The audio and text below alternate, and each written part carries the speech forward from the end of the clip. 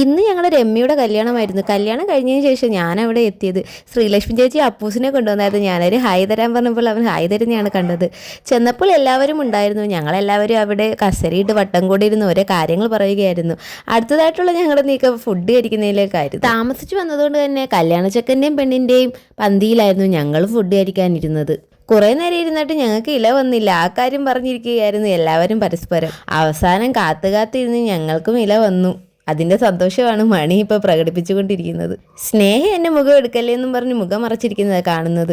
നമ്മളെല്ലാവരും ഒരുമിച്ച് ഒരു സൈഡിലായിരുന്നു ഇരുന്നത്. അനന്യ അതിൻ്റെ ഇടയ്ക്ക് ഫോൺ ചാർജ് ചെയ്യാൻ പോയേക്കുന്നു. പിന്നെ ഞങ്ങൾ ഫുഡും പായസവും എല്ലാം കഴിച്ച് എഴുന്നേറ്റു. നല്ല സദ്യയായിരുന്നു. പായസം എനിക്ക് ഒരുപാട് ഇഷ്ടപ്പെട്ടു. അപ്പം നമ്മുടെ അശ്വതിക്ക് എന്തോ പറയാനുണ്ടെന്ന്. എന്തെങ്കിലും പറ. അടിപൊളിയായിരുന്നു. കല്യാണം കഴിഞ്ഞിട്ടാണ് നമ്മൾ എത്തിയത്. അടിപൊളി ഫുഡൊക്കെ കഴിച്ചു.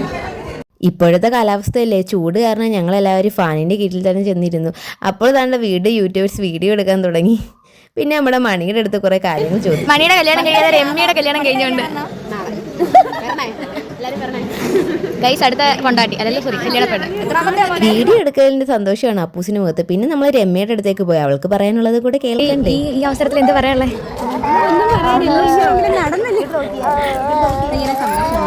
ഹാപ്പിയാണോ? എന്താ പറയാനുള്ള ഈ അവസരത്തിൽ? വളരെ സന്തോഷമുണ്ട്.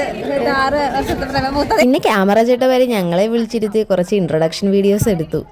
സത്യം പറയാലോ, ഒരു പ്രാക്ടീസ് ഇല്ലാതെ പറഞ്ഞതുകൊണ്ട് ജഗ പുകയായിരുന്നു.